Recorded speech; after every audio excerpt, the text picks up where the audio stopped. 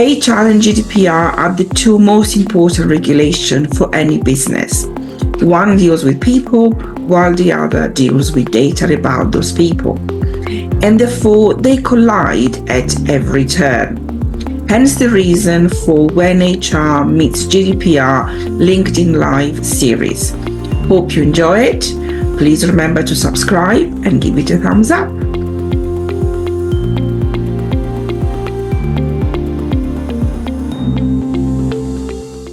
Today's topic is about monitoring and tracking in the workplace, which is a really, really interesting subject, something that I'm really passionate about. So I'm really keen to get my teeth stuck in. So as you all know, both Julie and I, we're very, very passionate about generating awareness and educating businesses in HR and GDPR. Because one deals with people and the other one deals with data about those people. And so it's important that, those two elements are understood, how they merge and collaborate with each other. Your comments and questions are very, very welcome. So please use the comments in the LinkedIn. We will pick them up at the end, time permitted. If we don't have time to answer them, we will directly during this LinkedIn Live, we will then do so through the comments. And also let us know if there is anything in particular that you would like us to cover. So please do use the comments to say that. So today is monitoring tracking in the workplace. Julie, would you like to introduce yourself? Yeah, of course. Morning, everyone. I hope this finds you well. I'm Julie. I'm the founder of Apiary Solutions, a chartered fellow and an accredited coach, and indeed an award winner now as well, which is absolutely amazing news. So I work with small and medium-sized businesses, really to empower the businesses through people solutions. As Cristina mentioned, for me, it's all about sharing that knowledge, the experience, and learning. It's such an essential part of what we do. So I provide day-to-day support, strategic support on people relations, all things people. And do leadership coaching as well. So Cristina, did you want to give us a glimpse of what you do? Yeah, all right, I'll do that if you really want me to. Okay. So I'm Cristina, and my organization is called CVG Solutions, and we are a multi-award winning GDPR or data protection professional. Like Julie, I primarily work with small and medium-sized businesses, including charities, and I really like to see them thrive. And GDPR does that, enables them to grow, and so I love working with them. My approach is practical and hands-on, and which enables them to create solutions that are proportionate to the size and complexity of my client or the business that I work with. And so I help them to navigate the intricacy of GDPR through educating them about the subject, about the regulation, which then also empowers them to make informative decisions. As they say, knowledge is power. This in turn helps them or enables them rather, to operate with a high-performing culture, which then fuels the growth. So for me, it's all about educating, empowering, and enabling. Fantastic. And just before we begin this session, just to make everyone aware that the session is going to be recorded. We are going to use the session as part of our marketing for our products and services, as well on social media, on our websites. So please just be mindful of that. And let's get cracking. Excellent. Okay, so I thought, as you know, I like to start from the beginning. I like to sort of, start, telling the story. So I thought we cover first what is covert monitoring. So basically, it's it's monitoring in a way that it's discreet. So you are surveilling individual without their knowledge in the workplace. So involves monitoring them secretly. And so this could be something like, screen recording, key logging, and, email monitoring, telephone recording, webcam monitoring, the keystroke, monitoring the keystroke, CCTV cameras. It could be audio and video recording. It could be GPS, sort of like, geolocation recording, and vehicle tracking. So all of these are way of monitoring and tracking your employee, and in a way that it's secret or covered. The covered bit is the secret element to it. Yeah, so it can really shape businesses, and of course, fully appreciate that businesses need or can need this data to be able to perform. So some facts for you all with regards to monitoring, and these were provided by the ICO, so the Information Commissioner's Office. They did some research and found that 70% of the public would find it intrusive to be monitored in the workplace. That's 70%. That's a lot. It's an awful lot, isn't it? Because actually, it always brings around that question of, actually, is that something that we need to do, or are we doing it because we want to? And I think another part of the facts was that almost 1 in 5 people believe that they've been monitored by an employee. That's not to say that they definitely were, but they feel that they were. Yeah. So over 2/3, 70%, again, said that they'd find it intrusive. And fewer than 1 in 5 said that they'd actually feel comfortable in taking a new job if they knew that their employer was going to be monitoring them in the future. Yeah. So not only can it have an impact to employees who are already in the workplace, but future employees. Yes. They're feeling that. So it can have a real impact. Yes, absolutely. And the ICO also stresses, and I quote, that business interests must never be prioritized over the privacy of their workers. Organizations must consider both their legal obligations and their workers' rights before any monitoring is implemented. The ICO guidance is clear that it must be necessary, proportionate, and respects the rights of workers. So if you are an organization and you intend to monitor your workforce, you should really consider that you must make your workers or your employees aware of the nature and the extent of the monitoring and the reason for doing so, because they have the right to be informed. You have to have a clear defined purpose and how you're going to use that the data, but also you have to use the least intrusive means of achieving it. So if there is another way of doing it that is least intrusive or actually doesn't monitor or track the employee, that's what you should be doing first. So you should also be telling the employees about the monitoring in a way that it's easy for them to understand. So in other words, no legal jargon. So in fact, the regulation goes as far as to say that a teenager should be able to understand it. So that's the level of simple English that you should be using. You should only be keeping the information that it's relevant to the purpose.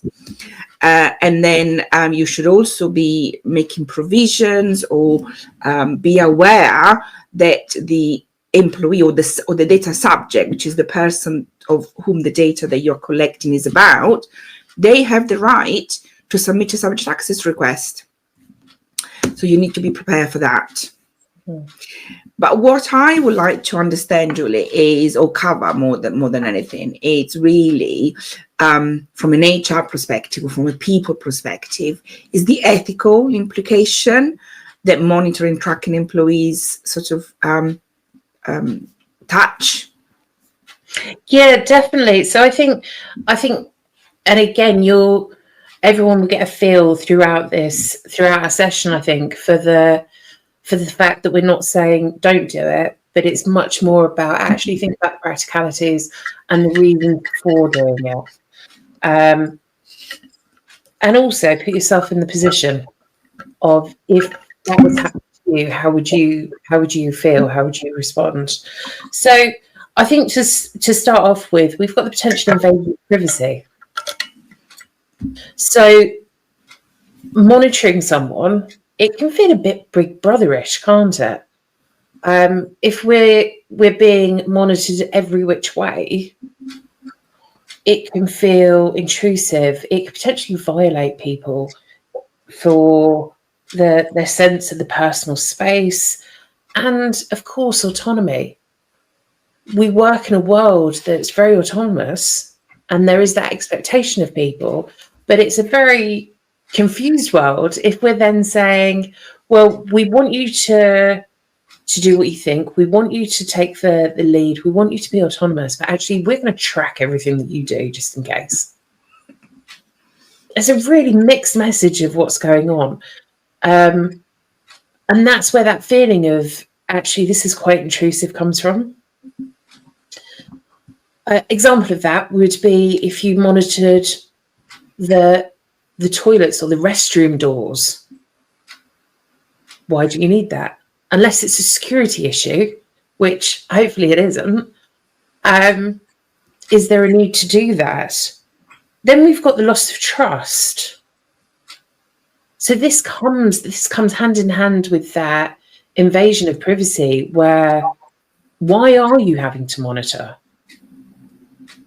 I think one of the big things, and I know we always reflect on this when we have our sessions, Cristina, is COVID. And that moment where we were all working from home, suddenly organisations were forced to trust employees because they had to work from home. But it was then only later that then monitoring and tracking and sensing the clicks of the movement came into play. So you're saying, well, we trust you enough to work from home because we have to trust this, but actually we don't really.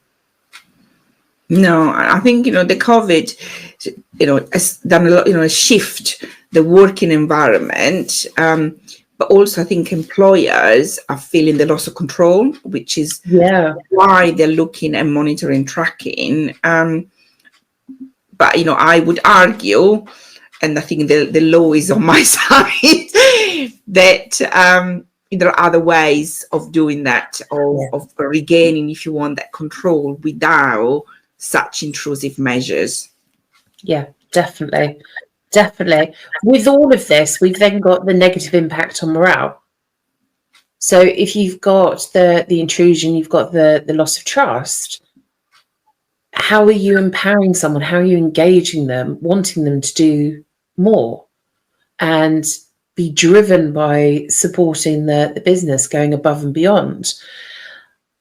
If employees are feeling micromanaged, they're feeling stressed, under pressure, constantly watched, is that then going to lead to actually a decrease in employee satisfaction, in productivity levels? Is this going to harm the business rather than the reason you potentially want to bring it in or continue it, to empower the business? The final two we've got is, of course, there's the potential for abuse of the information that's collated. So when we collate information, and Cristina obviously is frequent in reminding us all that we should only collate information if it's necessary, if there is a set purpose for it. But if we're collecting all of this information and we haven't got that clear and transparent reason for it, can it be used against us? So think about disciplinaries, grievances, performance. Well, you got up 6 times, or you didn't respond to this email quick enough. Do we then become reliant on the facts? And then can that be discriminatory? So there's that to be mindful of. And then, of course, the ethical concerns, the overarching, is that actually is all of this used to control or even manipulate employees into doing something? Now, they're extremes, but they can and probably do happen. And the purpose of this session is really to educate and inspire people to make sure that they're thinking about it, they're getting the right processes in place. But Cristina, is there anything else we need to consider? Yes. So in terms of monitoring and tracking, because, as you said, it's quite invasive. It does invade people's privacy. It's one of the high risk, monitoring an individual in general. It's quite what the regulation consider a high risk.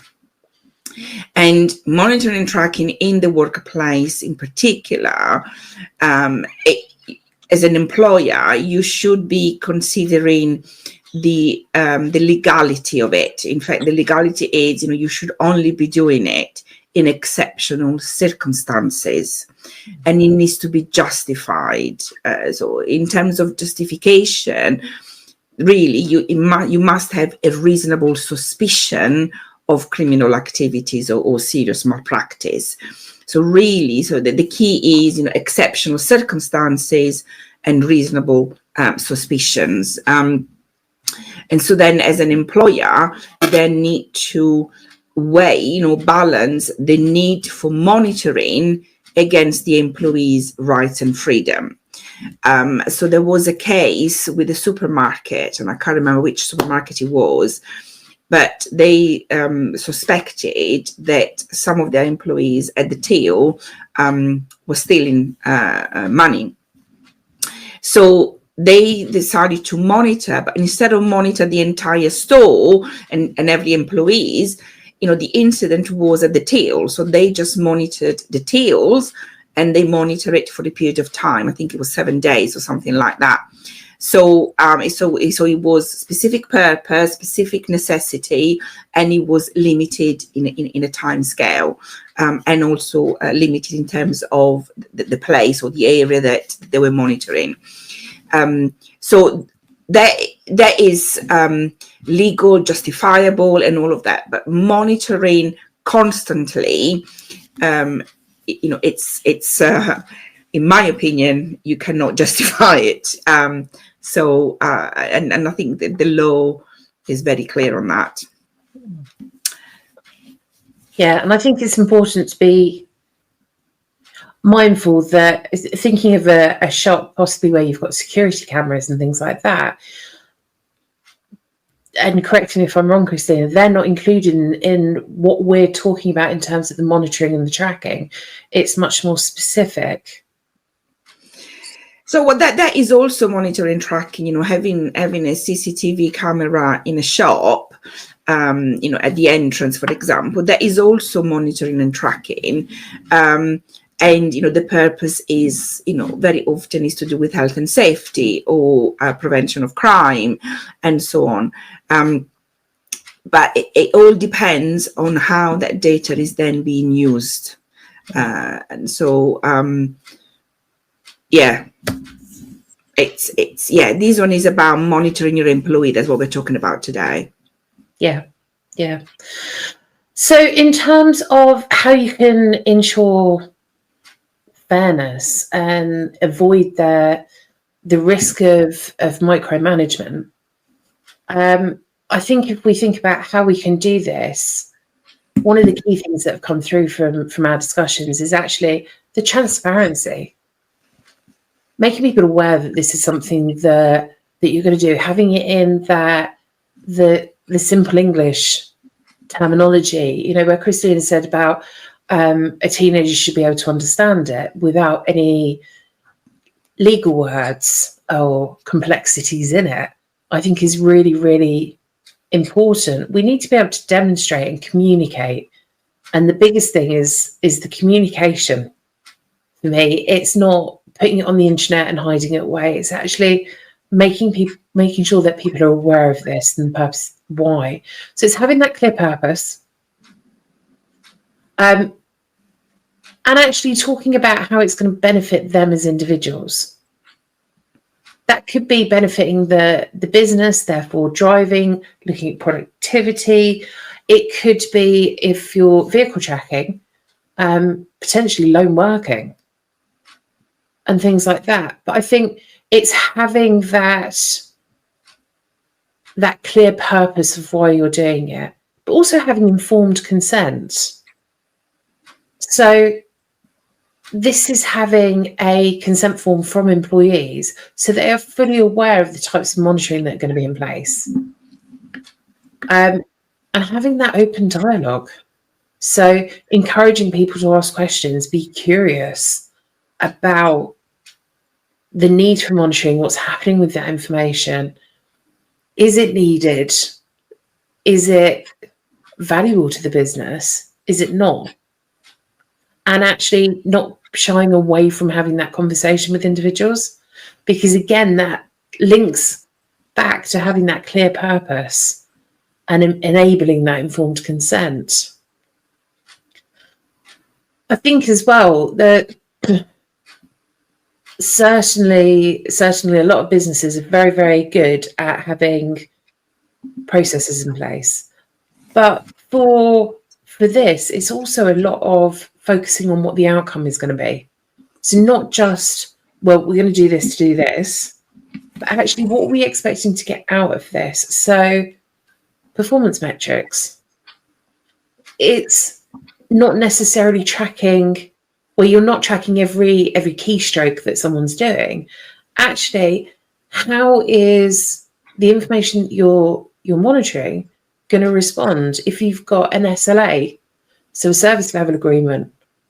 Are you hitting those turnaround times, for example? Rather than, right, Joe Blogs, you've done this many keystrokes in a minute, so we're going to talk about your performance. Thinking about the quality over the quantity.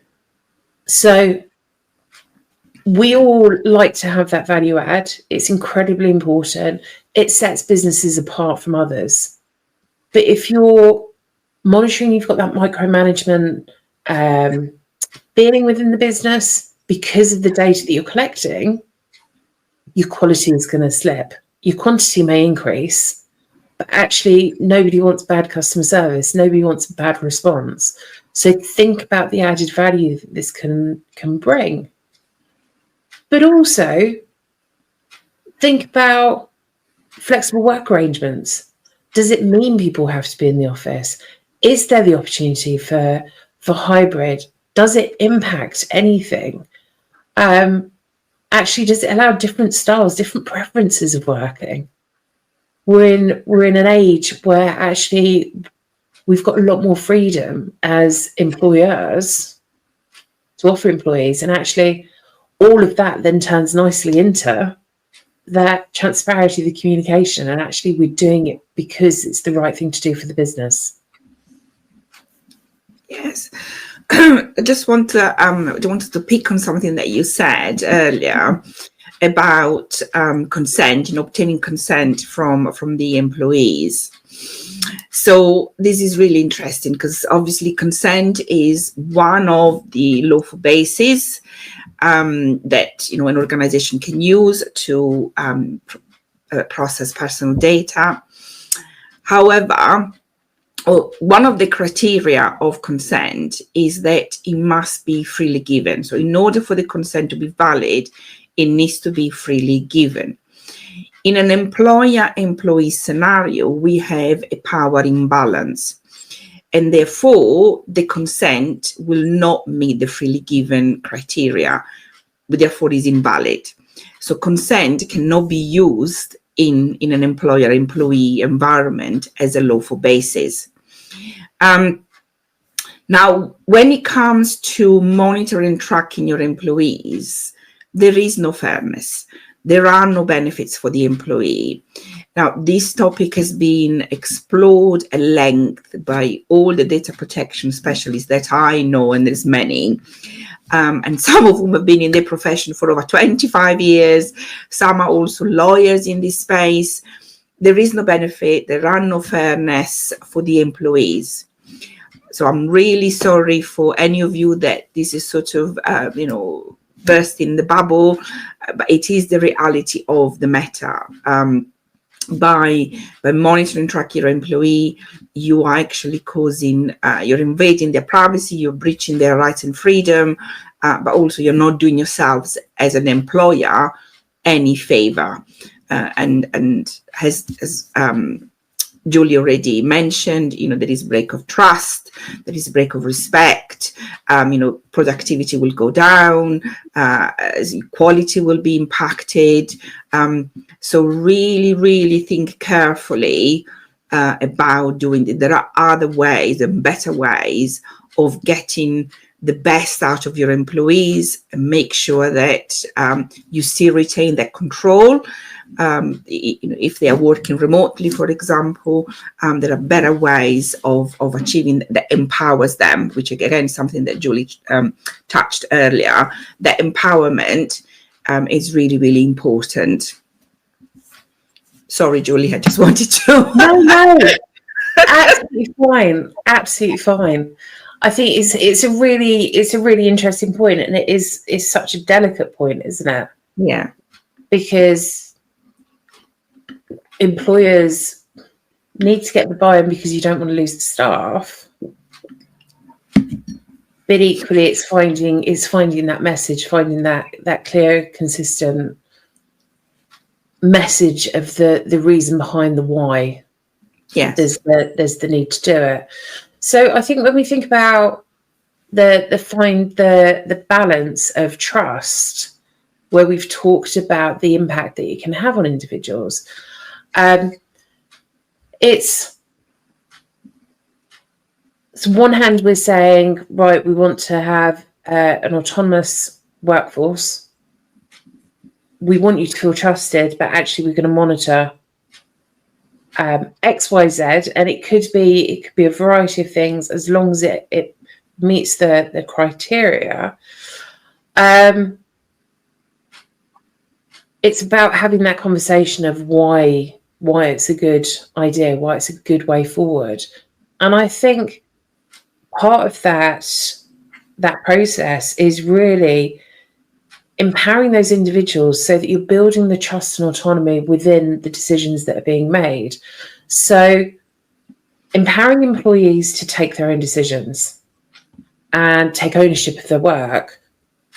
We've got the trust and respect, and we probably need to focus on this more in terms of, if we are monitoring, to really bring home actually that we trust and respect individuals, and there is a culture within the business that actually people feel valued, they feel appreciated, they have that ability to work independently. But also where we have regular check-ins with employees to make sure that their progress is being discussed, challenges they may be facing, etc. So if any of that information comes a query in terms of the monitoring, we've already got that information to hand. Now, of course, those check-ins, they don't have to be one-to-ones, they don't have to be formal, but it's worth building in that communication style within the leadership, within the management approach, because again, that really brings the added value to the employees. Yeah, I just sort of wonder, how can an organization build a culture of trust and respect when the employer is monitoring, the employee's activities? So in other words, how long they spend on the PC, how many keystroke they do, how long they've been away from their desk. They could have been in meetings. who they talk to, I don't know how many times they go to the toilet, etc.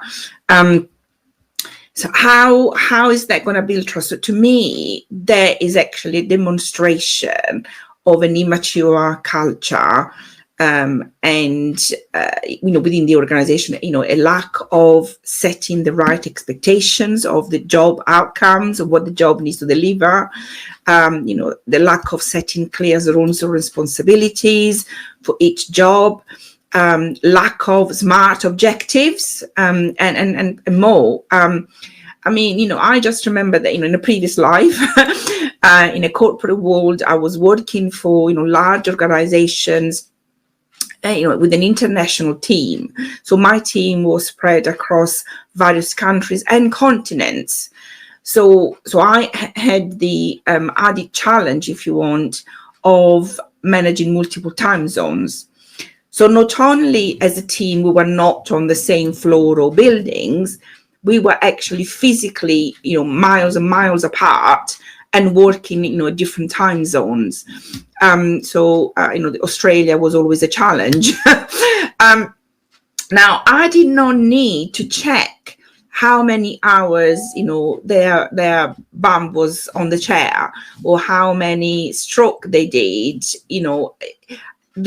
Their performance was based and measured on the outcome of what they delivered. So the quality of the work, the delivering on time, delivering to budget, if that one is it's a KPI.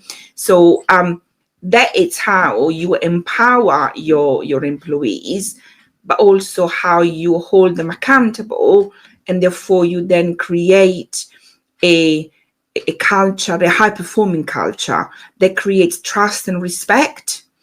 So there was no need of monitoring. Working remotely has been around for at least 30 years, if not longer. And COVID just sort of, made it even more proliferous. So to me, having an organization that is introducing this monitoring and tracking that is so invasive, it literally demonstrates, a very immature culture, in my opinion. So they've got a bit of growing up to do, because, as I said, there are other ways, there are better ways that fuel trust and respect rather than the opposite, if that makes sense. Yeah, it makes complete sense. And I think the challenge can be dependent on what the job role was. So in a previous life of mine, where we had a call centre, and actually it was built on SLAs, response times, that turnaround of information for a customer, we did need the monitoring to a level to be able to say, actually, we're meeting our contractual targets. And whether people are answering phones, not answering phones, etc., it wasn't necessarily. And I think this is always an interesting point, and that yes, people had to put in their break times into the monitoring, but it wasn't to register the break time. It was actually so that the stats were up to date in terms of the monitoring systems of how many people were able to answer the phone. But it's different, if your job is to make calls or pick up, answer calls, then you monitor how many calls are being picked up, are being answered. Yeah. But you're not monitoring, the keystroke. Do you see what I mean? Yeah. You're not monitoring. How long that person is on the screen, or you're not monitoring, you're not having the web camera of the laptop or of the desktop watching them to make sure they're sitting on the chair. Yeah. So there is a different in that scenario. So does that make sense? Yeah, and I think that's the purpose of today, isn't it? So depending on the situation, depending on the job type, the responsibilities, the reason for it, at some points it may be something that is required. If there are KPIs, for example, where we had service level agreements, we had to be able to demonstrate. But for the HR team that I had, no, not at all. Nothing was monitored because actually there was no need. There was no purpose, no measurement. As long as the work got done, that's the main concern.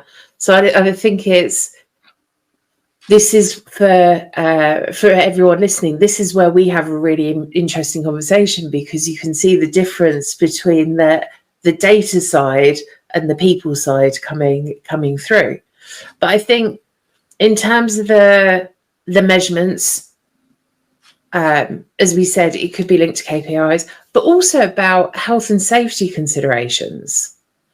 So I alluded to this earlier in terms of lone working, but actually you may have to track driving times. Yes. If you've got someone in a courier, for example, you might need to be able to show that actually, and of course the name of it's completely gone out of my head. But I mean, yeah, for example, lorry drivers, they can only drive a certain amount of hours and then they have to have a break and so on. Yeah. So that you know, but they're not necessarily being monitored in terms of I don't know who they talk to. So the cab, you know, in the lorry doesn't necessarily have, you know, recording, you know, voice recording, for example, because that again it's intrusive. So, I mean, for example, when I was, you know, again, working in corporate, so one of the things that we were monitoring was the working hours, you know, how many hours we were working, because for utilization purposes, so, you know, someone that wasn't fully utilized, we could then push it, you know, move it to something else or give them something else. Also to ensure that if they were working, you know, long hours for a long period of time, you know, we could then help them from a well-being perspective, you know, like a duty of care. So they say, Cristina, hang on, you know, for the last 3 months you've been working 60 hours a week. What's going on, you know? And so that again, the work could be redistributed, or it could be a sign that you need to recruit additional people. So but it wasn't intrusive in the sense that, you know, I wasn't monitored. Like I said, you know, how many keystroke, I don't know, in which building I was and how long I stayed in that building, who I talked to, and so on and so forward, because that would have been, that is something else. Yeah. Oh, yeah, definitely. And I think that's that level, isn't it, where you can say, well, yeah, I understand why you need this information, but actually you don't need that intrusive style. I hadn't even thought for lorry drivers or couriers that actually, some organisations may track what's going on inside the cab.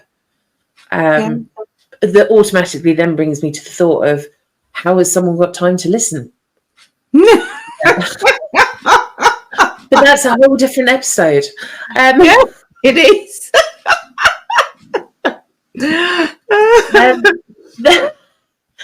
But it's that kind of thing, isn't it? It's actually, we've shown through the working time regulations, through the health and safety considerations, that actually sometimes the monitoring is really, really valuable. But other times it's just, no, why would you do that? So what happens if someone doesn't want to be tracked? I think that's kind of where we're edging with our conversation, which is absolutely fantastic. Because of course it does happen. It really does. And I think it's, for me, from a HR perspective, it would be sitting down with them, having the conversation and trying to understand what's going on to make them feel that they don't want to be tracked. Is it, and it's being curious about having that conversation of, have they had previous experiences of it? What's happened? What information do they need that potentially would help? to really understand whether it was reasonable or not. And I think one of the things that came to mind is actually we need to be really considerate with monitoring someone, for example, and especially the invasive side of it, because as humans, we all have different values, we have different importances, different perspectives that are gained throughout our entire lifetime. When I think about monitoring, if I think, well, actually, for me, do I mind being monitored? Not overly. I'd probably quite like to see the data to see what on earth I get up to most days.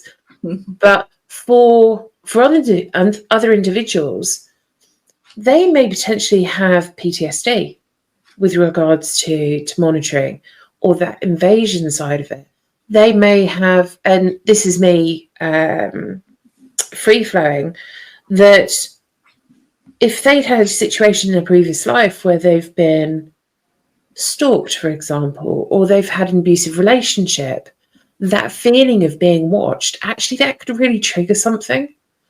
So it's really important that when we've got people who are saying, actually, I'm not sure about this, we're understanding the reasons why and having that conversation rather than just automatically thinking, oh, well, they're just being awkward, or they're just this person who they're not a company person. Because there could be so much more going on for that individual that we should take into consideration.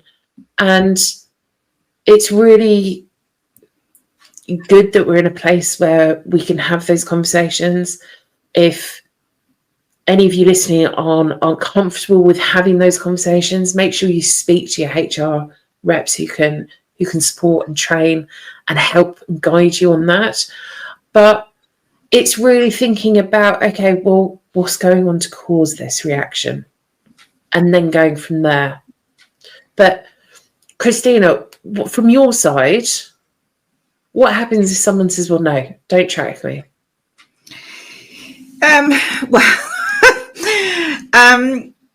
So it all depends.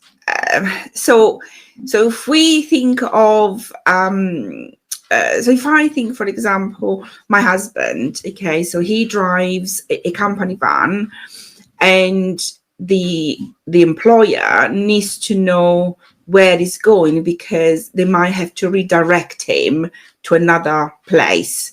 So he does have, tracking mechanism in the van that sort of, tracks where he is. So, and the reason for that is, as I said, the purpose is so that, because, the organization might need to redirect him, so they need to know where he is. But another thing is to start monitor, for example, hard brakes or sharp corners, that kind of stuff. That it's much more invasive because that it's his style of driving in some instances, or it could be that another idiot on the road sort of shot in front of him and he had to brake hard. So that it's a different situation, and especially if the information there is going to be used for performance, in a performance review. So there are two different things. One is about, enabling him and his organization to do the job that he needs to do. And another one, it's about the organization, being invasive and being over-controlling.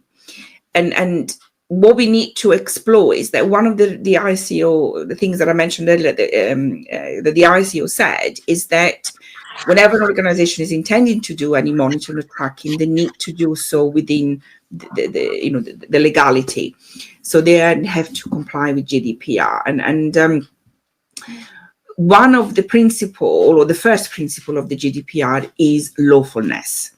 So that means that an organization must have a lawful basis for using, collecting, or processing any personal data.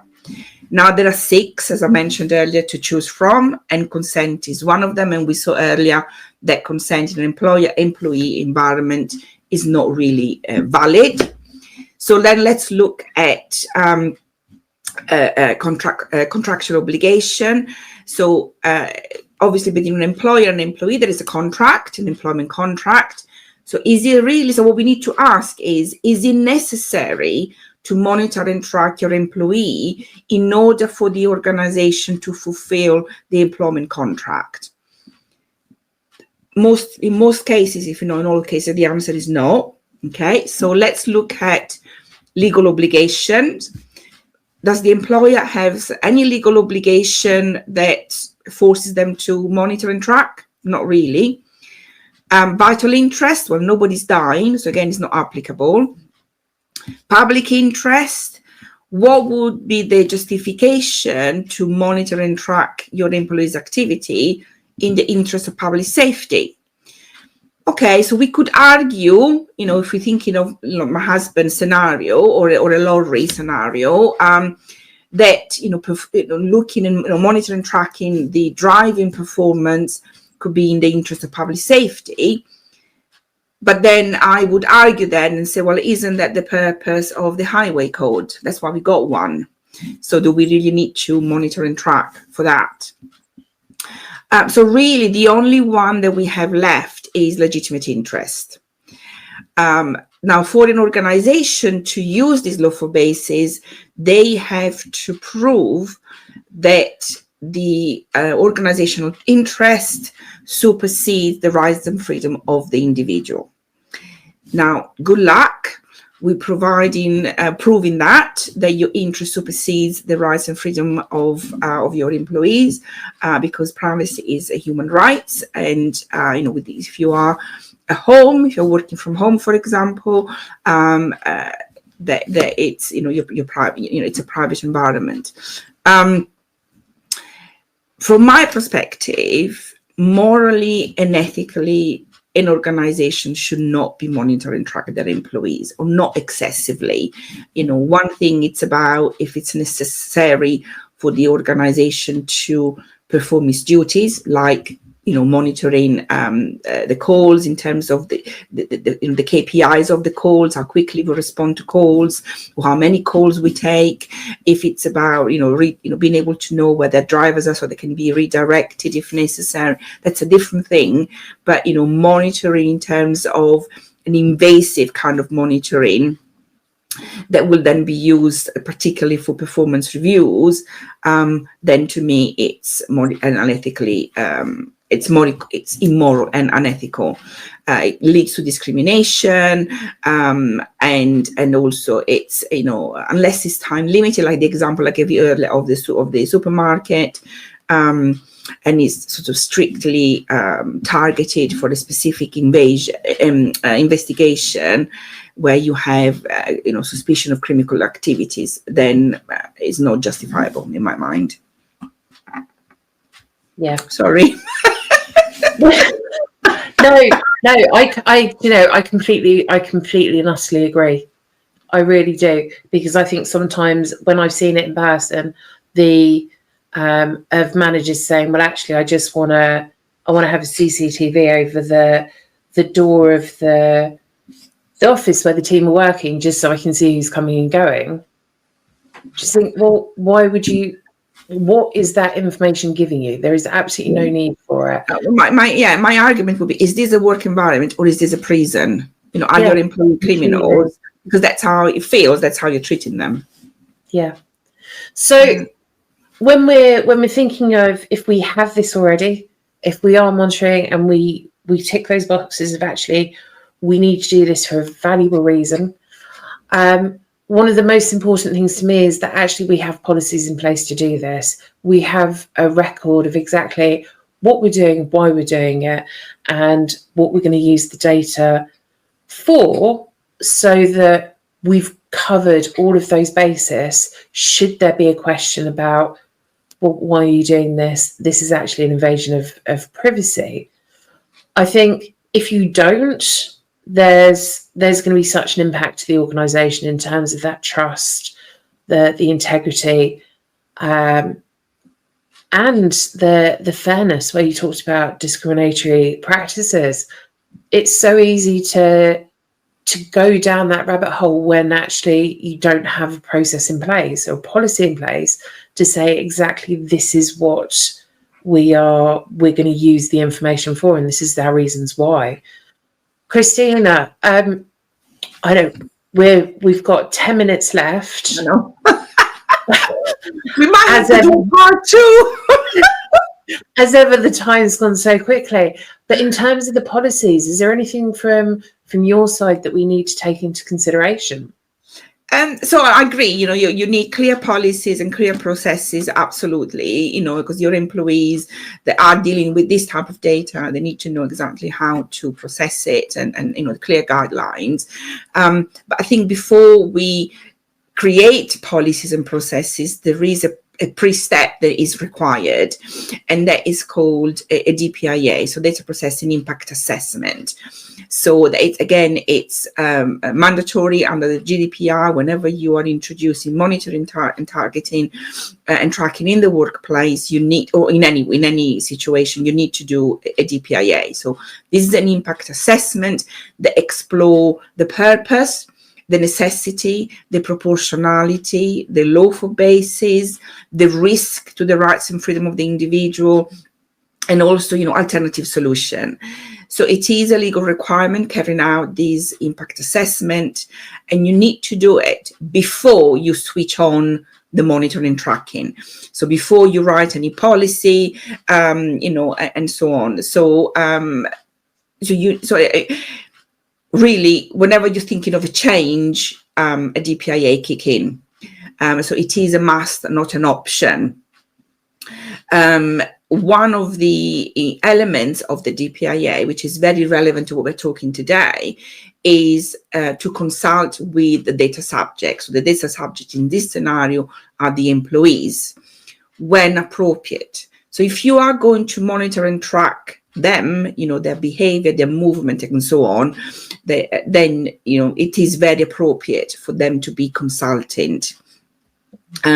So you need to take that into consideration, and there has been a case where employees were not consulted, and the ICO actually ordered the organization to stop. They were collecting fingerprints as a way of checking in and checking out their employees. So stop the activities immediately. The DPIA was weak, so although they did one, but it was weak. And they had 3 months to destroy all of the data that they had collected over the years. Yeah. So just for clarification purposes, in case anyone was madly scribbling that down, because I feel that whilst a lot of people in Dialing In may have the policies in place, it's the DPIA. What does that stand for again? Data Processing Impact Assessment. Fantastic. When you just think, yeah, I just want you to recover that one. So we talked earlier about responding to the fact that actually when we're monitoring employees, we've got all of the assessments in place, we've got our policy, we've started monitoring. It's usually a Friday afternoon, subject access request hits the desk. Yes. So how do we respond to that? Well, the law is very clear, and the statement that I read earlier from the ICO again is very clear. They have a right to a copy of that data, so you have to provide it to them. So you've got to make sure that you have the right process. You need to think about the time that is going to invest in it, resources, the effort of gathering the data, sifting through it, redacting data that is about someone else's, because you have the obligation to protect someone else's identity. So think of the volume of data in a scenario where an employee says been employed in your company for a considerable number of years, and the organization has been monitoring them during this period or even part of this period, and then the individual submits a subject access request on a Friday afternoon. Think of the effort that your organization has to put in to collect the data, sift it, redact it, and then give it to this individual. It's huge. It's absolutely huge. And they could be sending this request every single month, and you cannot deny it to them. So you've got to think about that. So you should consider this point, because it is a big point, and have the right processes and procedures in place, and team bodies to actually do it. Definitely. Having done numerous subject access requests that don't require information on the monitoring side of it, the amount of work that goes into it is truly amazing. So anything else that businesses should really consider when they're thinking about the monitoring and tracking of employees from your perspective, Cristina? Security is another element that's important. So the number of employees that have access to this data that's been collected needs to be restricted. So only those that are really need to have access to the data. So that's the first thing. Think of storage limitation in terms of how long are you keeping that data, because the more data you keep, the more you have to then release should the subject access request comes in, the more you've got to redact and sift through. So think of your storage limitation policies.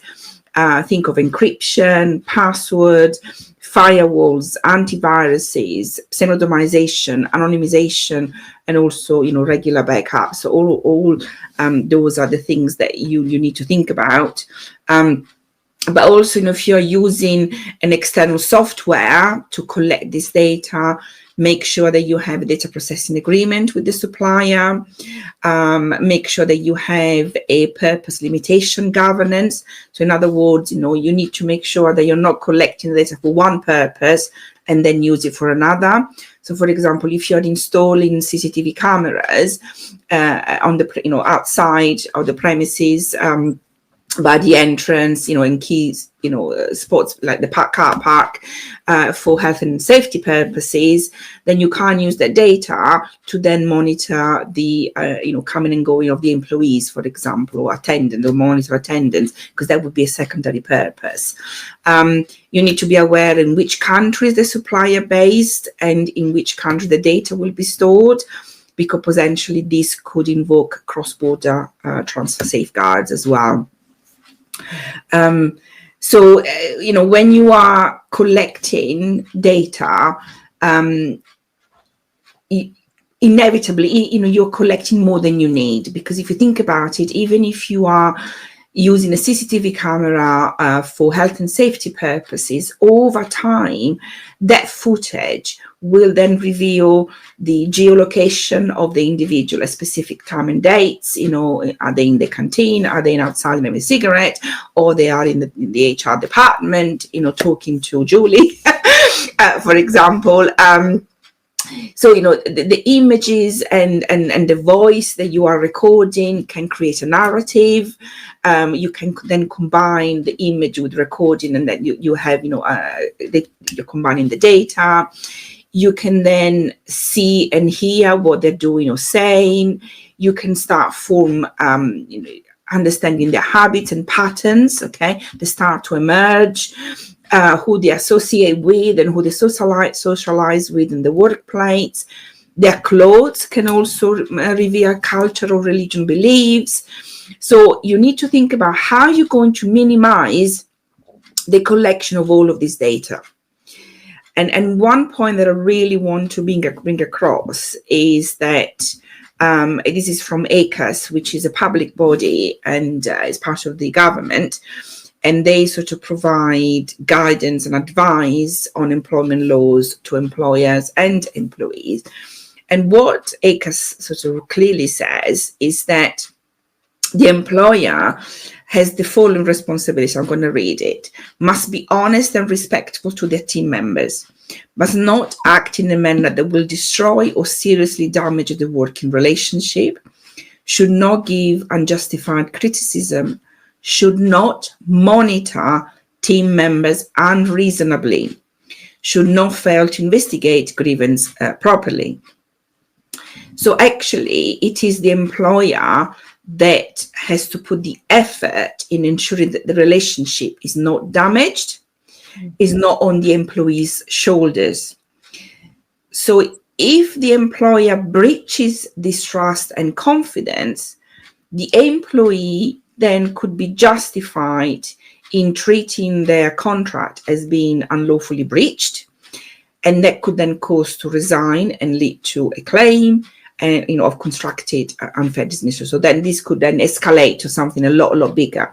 So consider that this as well, as part of your monitoring tracking strategy. So it's just the employee or your employer obligations as well as the GDPR. So lots and lots to think about. And I think that a couple of the main takeaways for me is actually think, right, are we monitoring and tracking any employees? Why are we doing that? Is it necessary? Is it necessary? Is it fair? Is it appropriate? Are we being transparent as well? And then actually, do we have the DPRA in place? Do we have the policies in place? Are we holding the information correctly? All of that information, I think they're probably key takeaways. What I would say is this is obviously, you're able to revisit this recording or the recording of the live LinkedIn Live to revisit anything. Unfortunately, we've run out of time today to answer any questions, but feel free to contact Cristina, myself, both of us. We're more than happy to talk through any questions that you may have.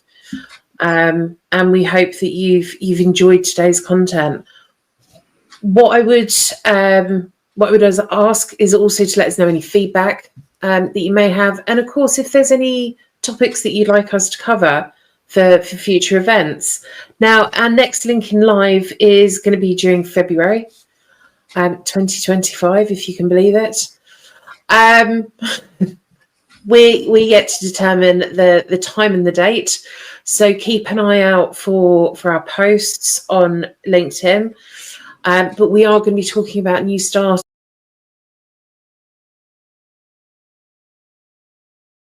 So yet again, another fascinating subject. And I think from both of us, I'd like to wish everyone a happy festive period. Hope everyone gets the rest, if they're able to, or enjoyment from whatever you end up doing. And we will see you at the next LinkedIn Live. Thank you, everyone. Thank you, Julie. Thanks. Bye. Bye.